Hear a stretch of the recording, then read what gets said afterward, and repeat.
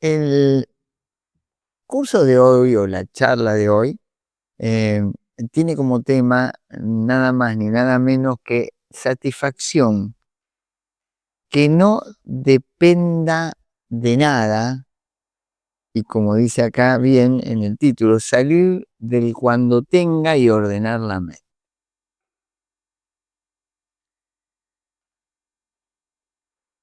La satisfacción genuina es justamente es tratar de independizarse de la espera hacia afuera. ¿Qué es lo que ocurre? Nosotros generalmente vamos en búsqueda de la satisfacción por un estímulo externo. En realidad, ese estímulo externo me lleva a mí a buscarlo, y ahora vamos a ver todo el proceso, y desde esa búsqueda, en el momento que llegué, parecería que tuviera satisfacción. Entonces, si uno mira muy bien el proceso de satisfacción arranca desde la no satisfacción. Me falta eso lo busco y eso me genera, comillas, satisfacción, que claramente no es duradera. Entonces, claro, acá tenemos que ver y empezar a diferenciar en este primer bloque, qué sería una felicidad real, un bienestar correcto, versus el bienestar que no sería correcto o una felicidad engañosa. Esa felicidad engañosa se entrelaza con el deseo o el querer agarrarme o aferrarme de las cosas. Entonces, nosotros tenemos una felicidad real, genuina, un bienestar sereno, versus la búsqueda del afuera para tratar de llenar ese vacío. ¿Qué proceso tenemos ante ese evento? El evento se divide en distintos pasos. En esa búsqueda externa aparece primero un contacto con eso, sea objeto, sea persona. Luego, una sensación que se puede dividir placentera, displacentera o nada. Luego aparece una sed, una ansia de que eso de alguna manera dure más, que no se vaya. Y tras eso aparece esto de agarrar, de aferrarme a eso, ¿no? Fíjense, son 4 pasitos, ¿no?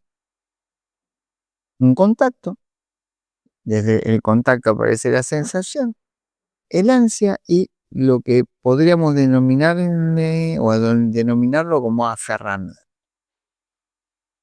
Entonces, claro, en ese proceso que parecería muy mecánico, aparece nuestro yocentrismo, ¿no? Todo depende de mi mirada. Y eso va a activar algo que son visiones rígidas.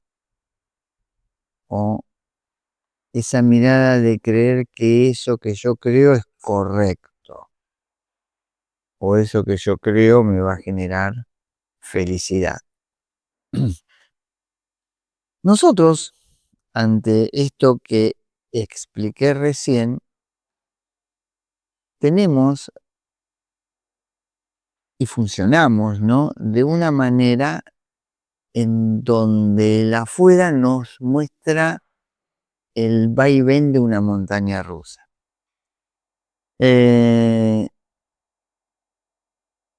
¿Y montaña rusa de quién? Del ego. Entonces, dentro de esa montaña rusa tenemos esto de yo quiero ganar, estoy en una parte de la montaña, perder es la otra parte. o quiero tener fama, una parte de la montaña, y lo que yo no quiero es el descrédito o el que no me conozca. Me encanta que me alaben, un lado de la montaña, no me gusta que de alguna manera me critiquen. Y del otro lado de la montaña, allá arriba en esa montaña rusa del yocentrismo, está tener placer, y por el otro lado, el no quiero tener dolor, o está el dolor. Entonces, claro, así funcionamos. Y ante eso, ese motor de conexión que significa esa búsqueda en el afuera, yo quiero agarrarme de todo eso, aferrarme de todo eso, o lo contrario. Pero de ser lo contrario también existe un aferramiento. Entonces, claro, ¿qué quiero decir con todo esto? Nosotros tenemos procesos psicológicos que nos lleva a vivir eso. Esto de buscar la felicidad afuera y no la genuina, que es buscar ese bienestar, esa felicidad adentro. ¿Y cuáles son los procesos? El primer proceso que nosotros tenemos, muy común, es lo que se llaman adaptación hedónica. ¿Qué es una adaptación hedónica? Es cuando, vamos a un ejemplo que es más fácil, es cuando una persona, por ejemplo, compró un reloj nuevo y, claro, al principio, toda esa adrenalina, toda esa situación de la búsqueda de ese reloj nuevo. Una vez que lo tiene, ya está. O vamos a ver en las relaciones interpersonales, cuando aparece el enamoramiento. Quiero estar con él, quiero estar con él, o quiero estar con ella, quiero estar con ella. Una vez que está, ya está. Eso es una adaptación hedónica. Es una vez que adquirí o llegué a ese placer, ya me adapto a eso. Me parece normal. Lo hacemos todos, ¿eh? Parte de nuestro neurosistema de funcionamiento. Las adaptaciones hedónicas lo hacemos más constantemente de lo que creemos. Y es cuestión de hacer una observación a ver cuántas veces generamos una adaptación hedónica. Aquel que compra un vehículo, una vez que tiene ese vehículo, si vive por tenerlo, quiero ese vehículo, lo tiene, ya está. Ya, me adapté a eso y busco el otro, ¿no? Es, Eso es adaptación hedónica. Después tenemos otro fenómeno que es muy importante, que es esta red por defecto que tenemos a nivel cerebral, ¿no? ¿Qué es una red por defecto? O sea, ¿cómo funciona mi mapa cerebral con esto de la red por defecto? De una manera muy interesante, porque em, esta red por defecto que tenemos nos lleva a nosotros a, por ejemplo, a fantasear. La fantasía viene por esta red neural que debe funcionar muy bien y que es muy importante tenerla, ¿no? Porque, miren, cuando la red por defecto no estaría funcionando en una forma equilibrada, me puede llevar a la depresión o me puede llevar a una hiperactividad. Entonces, claro, esta red que tenemos nos hace primeramente una narrativa de mi yo, ¿no? Construye una sensación de identidad. Esa red que tenemos también nos hace o nos lleva a ver cómo piensa el otro de mí o lo que yo pienso de mí. También me lleva a los pensamientos rumiantes. Ahora, todo eso lo hacemos nosotros en forma natural, no nos damos cuenta, pero así funcionamos. Y todo eso nos lleva a una búsqueda hacia afuera. Nosotros, digo en forma natural, porque tenemos la corteza prefrontal, la corteza cingulada, o sea, todo esto que se activa y otras regiones está bien, en reposo. Mi cerebro, todo eso lo activa en reposo. Claramente quiero decir que el cerebro nunca está en reposo, ¿no? Entonces, ante esto, el tema es orientar lo que naturalmente tenemos para una búsqueda correcta. ¿Qué quiero decir esto? Cuando busco en forma natural pensamientos en donde me llevan a lugares no correctos, tengo que reeducar esa red para que busque del lugar correcto. El lugar correcto significa esto de un bienestar genuino. Que ya vamos a ir viendo a ver cómo podemos ir logrando esto paso a paso. Ahora, ¿qué quiero decir con un bienestar sustentable, con un bienestar equilibrado, con una felicidad genuina? Que los picos de euforia no me secuestren. Tener una satisfacción real que viene desde el interno y debe ser tranquila. Quiero decir que es una satisfacción que el solo hecho de que yo sea debe estar en mí y no la búsqueda desde el externo, porque es efímera.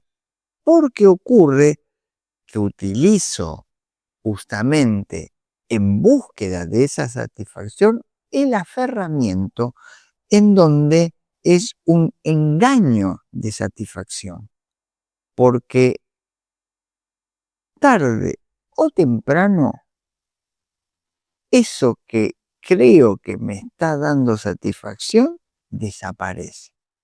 Desaparece porque todo es impermanente en el afuera. Por ahí estaría justamente el camino.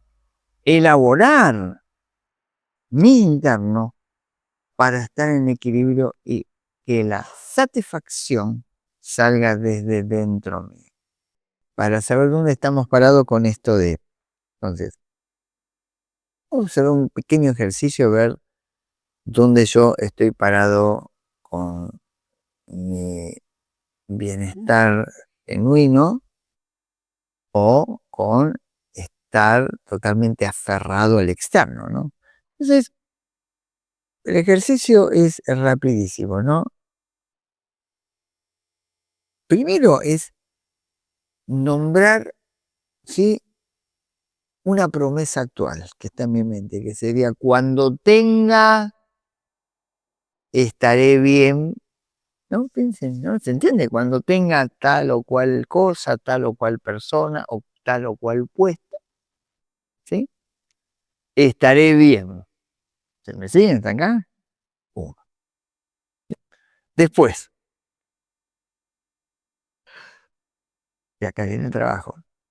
¿Qué visión rígida te ata hasta ese pensamiento? ¿Qué quiero decir? Que lo sostiene y sería: esta visión rígida es todo o nada, siempre o nunca. O sea, ¿qué visión rígida sostiene ese pensamiento?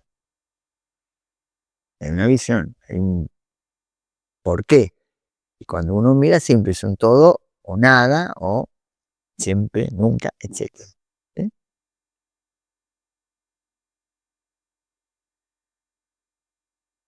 El tercer eslabón sería la búsqueda de antipruebas reales, ¿sí? Dos momentos de satisfacción reciente, síganme, ¿sí?, que no tengan nada que ver con eso. Con eso que de la consigna 1. Perdón, acá que hicieron una pregunta con eso.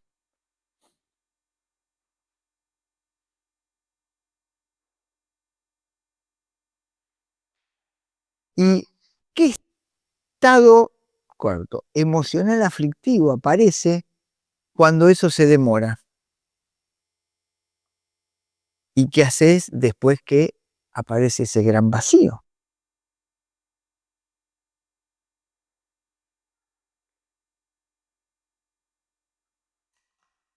Y una quinta, para que uno profundice, ¿cómo reconocería mi mente limpia sin cambiar nada del externo?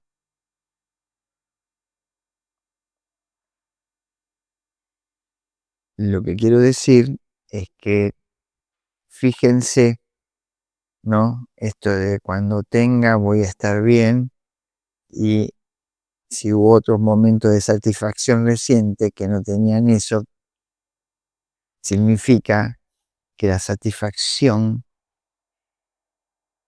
va más allá de la obtención, está en nosotros. Entonces es fortalecerse en la satisfacción que puede venir inicialmente del externo, pero la sensación está. Esa sensación es la que hay que tener más allá del externo. Uno sabe qué es lo que tiene que tener y no ser manejado por eso. Tener la mente ordenada es parte del esquema, ¿sí?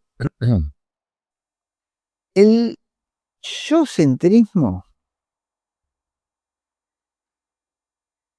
distorsión de la realidad y también distorsión de los estados emocionales aflictivos.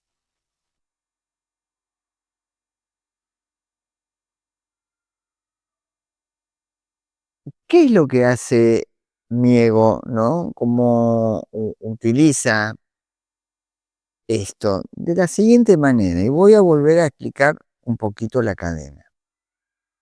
Nosotros, yo, céntrico, soy el centro de todo, fíjense, busca eso para completar, se quiere sentir completo. Y la búsqueda, de alguna manera, hemos aprendido, en la mayoría de los casos, que es hacia afuera, nunca hacia adentro. Y cada vez nos enseñan más a eso. En esa búsqueda, lo que hago es eso que me hace feliz, sea situación, persona, objeto. Tener un primer contacto, eso, es eso. Si ustedes liman ese primer contacto, aparece la sensación que, si voy en búsqueda de eso, es agradable.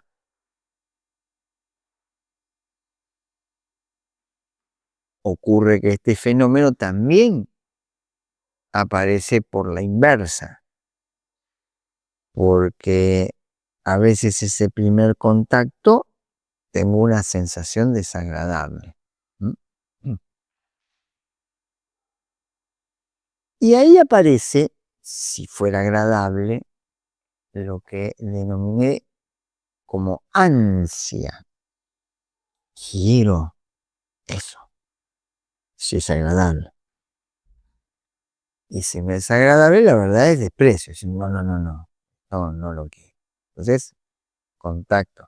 Sensación, que solamente la sensación mide 3 estados, y el ansia. Y ese ansia, voy al agradable que es más fácil, me lleva a el deseo de aferrarme a eso, sea lo que sea, personas u objetos. Ese proceso es automático. El yocentrismo aprendió a hacer eso. Claro, aparece esto que les digo, la montaña rusa, ¿no? Algunos por placer, otro para sentirse famoso, otro para sentirse que ganaron, otro para ser admirados, sentirse bien con eso del lado positivo, pero todo ese lado positivo tiene su polaridad. Todo eso es egocentrismo. Y tal es así que eso distorsiona lo que yo estoy viendo.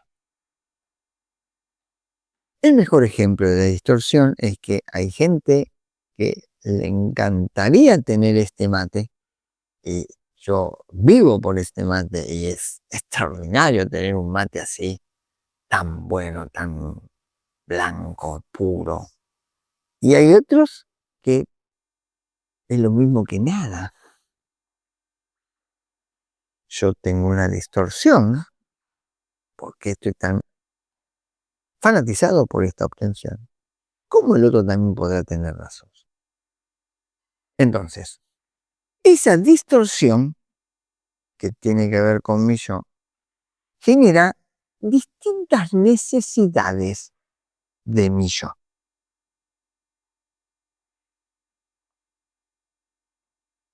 Por ejemplo, en las relaciones interpersonales, desde la amistad, pareja o lo que sea, aparece desde este yo centrismo como señal esto de la necesidad de tener razón. Yo tengo la razón. Yo tengo la verdad. Es una necesidad que mi ego busca tener. ¿Sí? Después aparece otro fenómeno que se puede dar en forma grupal, que es la personificación, ¿no? Lo dijo por mí. Escucha, por ejemplo, algo. O me lo hicieron a mí. Muy común, ¿no? El egocentrismo es todo me pasa a mí. Muy normal. En la polaridad es si no fuera por mí, si yo no estuviera, ¿no? Todo eso lo hace el ego, ¿no? Eh, Aparece este fenómeno, ¿no? Volvemos a las relaciones interpersonales, esto de la lectura de la mente del otro. ¿Y cómo es esto? Y que aparte viene el catastrofismo, ¿no? Eh, Me desprecian, no me quieren, lo hizo a propósito. Si no me alaban, no existo. Claramente, fíjense que ante esto aparece un fenómeno también distorsionado por misocentrismo, que es la comparación. Ya la comparación está mal porque en nuestra postura egocéntrica siempre compara mal y no hay que comparar, pero esto, ¿no? Yo perdí, él ganó, yo tengo descrédito, el otro o la otra tiene fama, etcétera. Y ante eso, el ego es altamente reactivo, altamente reactivo. ¿Por qué? Porque todo se vive, y ahí está el yo centrismo, como una amenaza a mi identidad. Todo se vive así. Y me amenazan a mí. O sea, oh. Entonces, en el bloque 1 hablé de distintos sistemas de funcionamiento. Y voy a dar la red por defecto, en este caso, en este ejemplo, que aparece algo autorreferencial del yocentrismo y aparece más rumiación. y por lo tanto se fortalece más el yo centro. Ta, ta, ta, ta. Bueno, claramente ahí se comprenderá lo que hemos visto en el bloque 1, que es por qué tengo que trabajar esta calma mental. Cuando la red por defecto se activa y aparece esto de la rumiación, de cada vez más mi yo centro, se activa a nivel psicológico algo que se denomina sesgo cognitivo. Claro. Entonces aparecen los distintos, desde la confirmación, desde 10.000, desde, por su mayoría, hay un montón de sesgos, ¿no? Este, de confirmación es, trato de confirmar eso que busco, eh, el sesgo de mi creencia absoluta. ¿Y cuál es eso? Eso es decir, todo lo que yo digo es de lo acertado, o todos lo dicen, o todos saben esto. Mira, el único que lo sabe sos vos, no todos. Eh, entonces, ahí está toda la fenomenología que hace el sociocentrismo. Todo esto funciona por esta variación que generan los estados emocionales. Entonces, todo enfoque de mi yo, del mío, todos los yos, deforma la realidad. ¿Sí? Ante un evento, armamos una historia.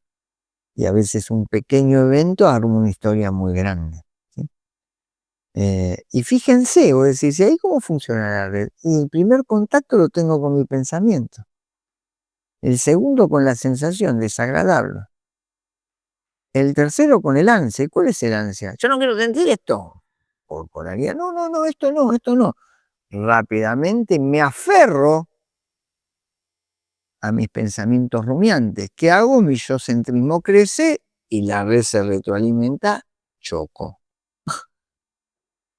Es ahí el tema de ordenar la mente.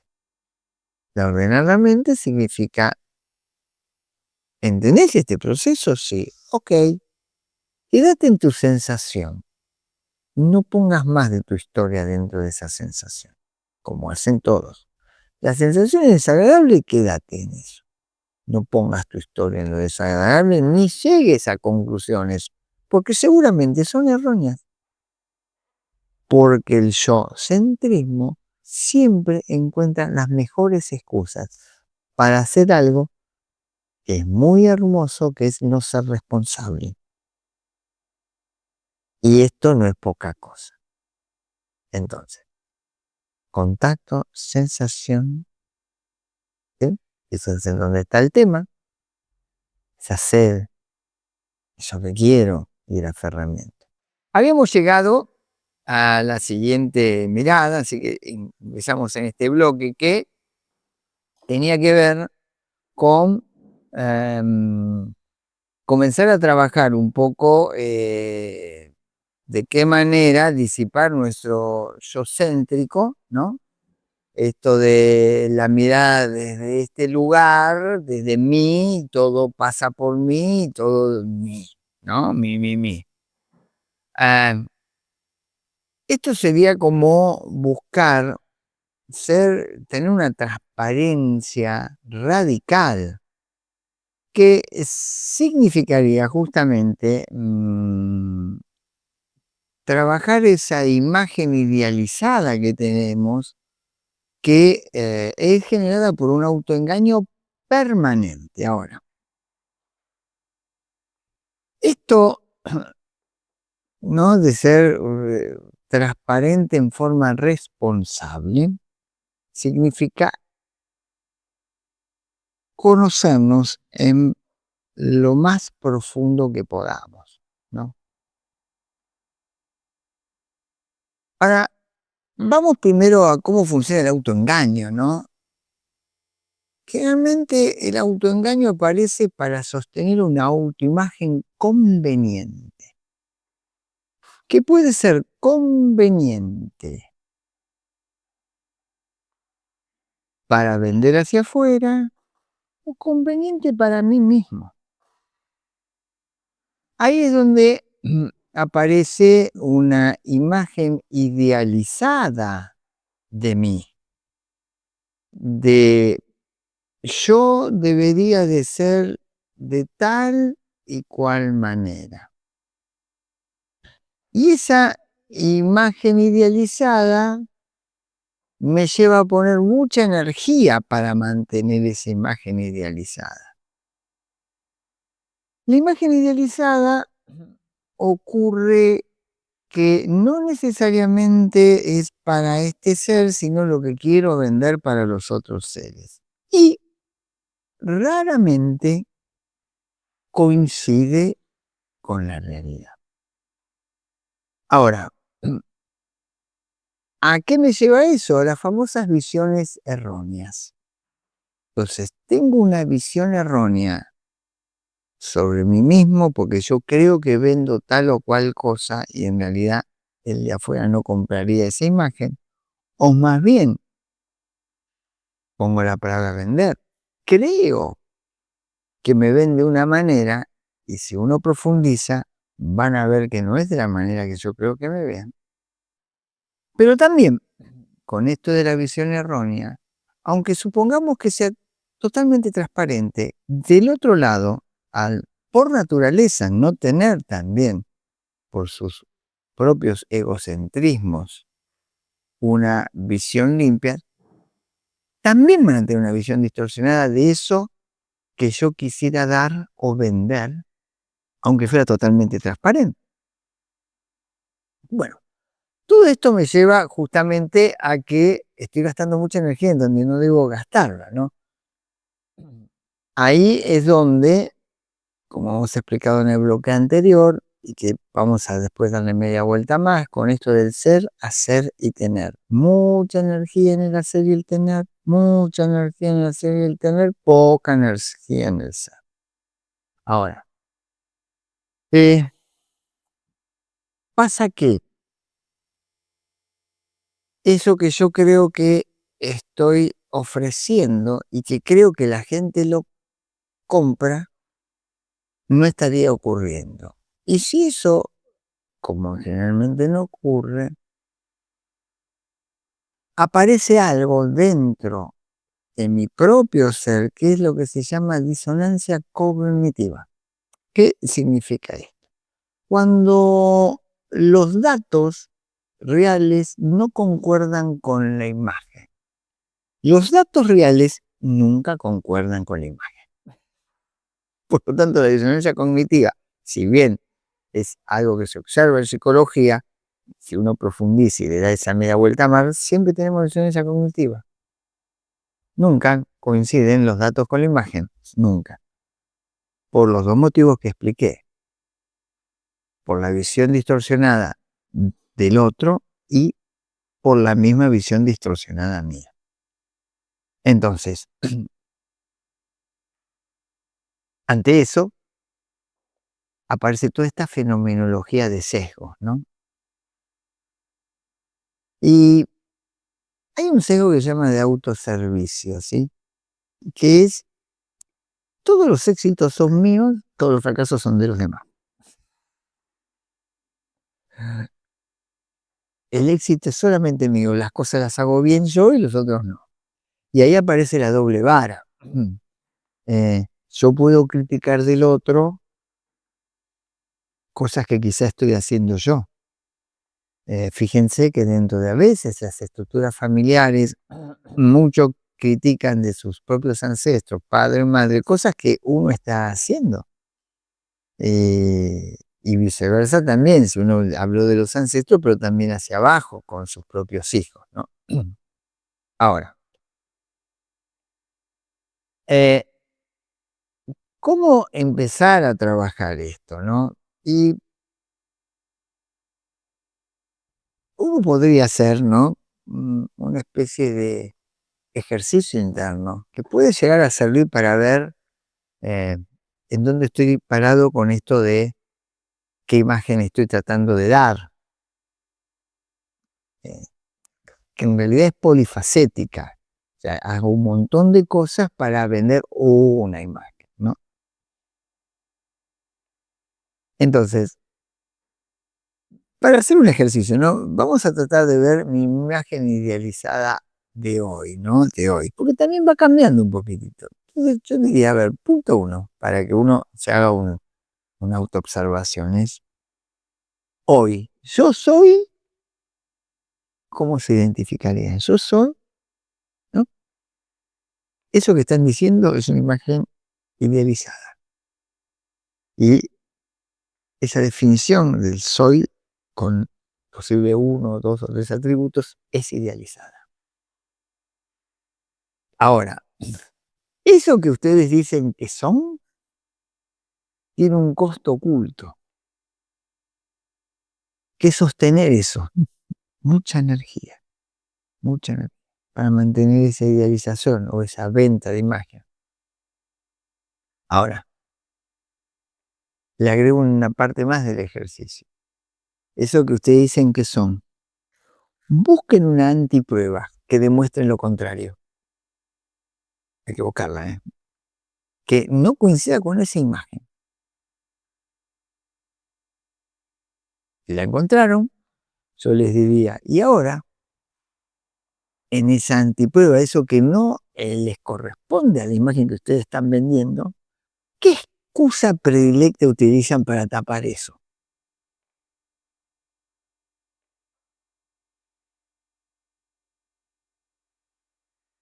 Para trabajar esto que ustedes ya descubrieron y se dieron cuenta que es una imagen que están sosteniendo, es la reformulación responsable. Así, bueno, muchachos, muchachas, hoy reconozco esto y elijo tal cosa. Y ahí es donde uno reformula y empieza a sacarse todo ese peso y toda esa energía que uno está poniendo de más para generar una imagen que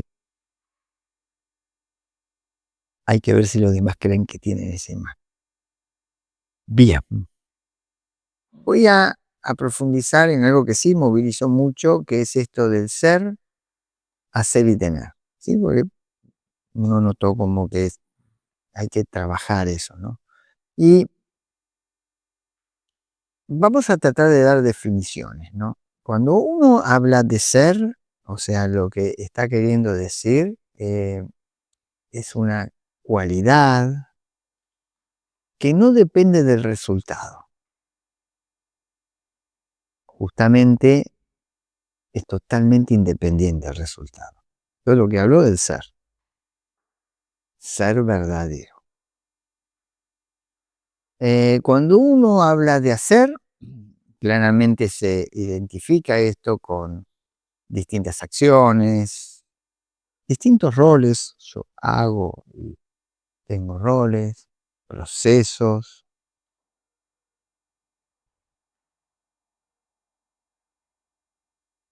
interrelaciones, conexión con el externo, hago. ¿M? Y cuando hablo del tener, ¿no? Estoy diciendo esto de, en definitiva, el hacer me lleva a un tener, y ese tener pueden ser objetos, estatus, resultados, etcétera, ¿sí? Ahí entra todo. Dinero, bien material. Entonces, ahí es donde tenemos que centrar la mirada. Porque cuando me focalizo en el hacer y el tener, no en el ser, lo que estoy focalizando es en la imagen. Y me genera mucho gasto de energía, ¿no? Entonces, claramente que nosotros, dentro de esto que explicamos recién, de esta adaptación hedónica natural en el ser humano, ¿no? Esto de el tener rápidamente se normaliza. Es decir, ya lo tengo, ya está. Esta es la adaptación hedónica que vamos justamente que tener que trabajarla mucho, ¿no? Porque em, solamente me lleva pequeños picos de bienestar, pequeños picos de, ponele, felicidad, claramente no real, no genuina. Y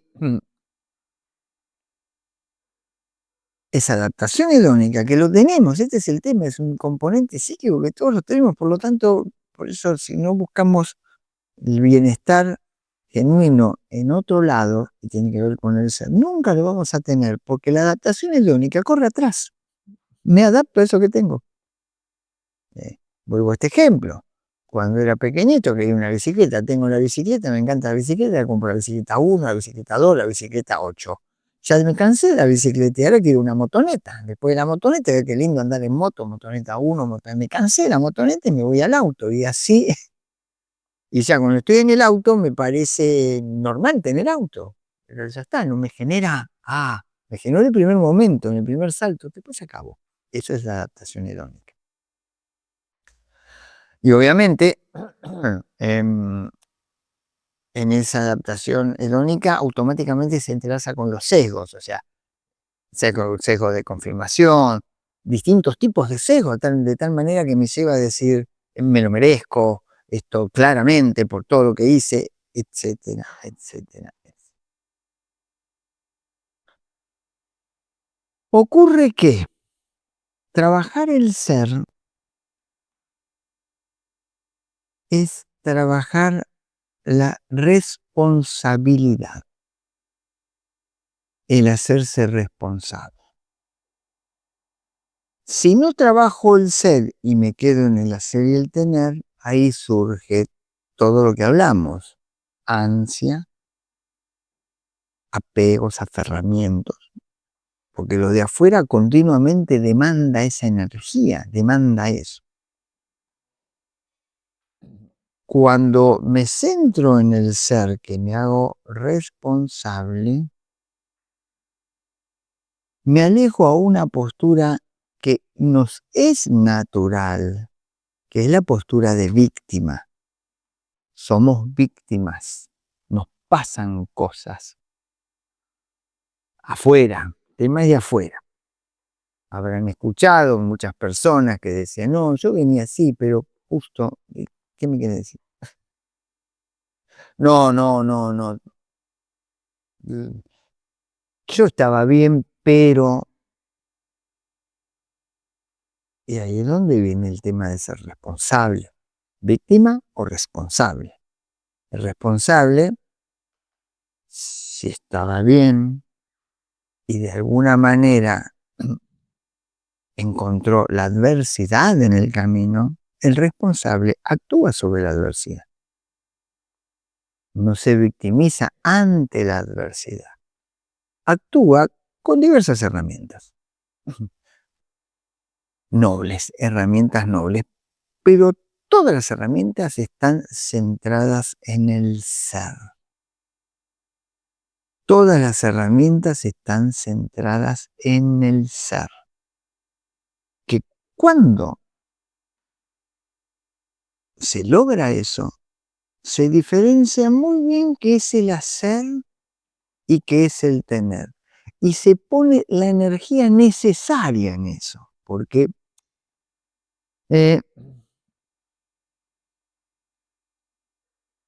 te das cuenta que eso te atrapa. Ahora miren esto, ¿no? Si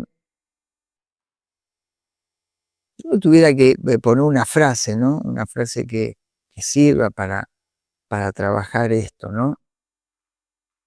Eso sería trabajar una regla que no tendrían que olvidarla más. Y si quieren es para anotarla, ¿no?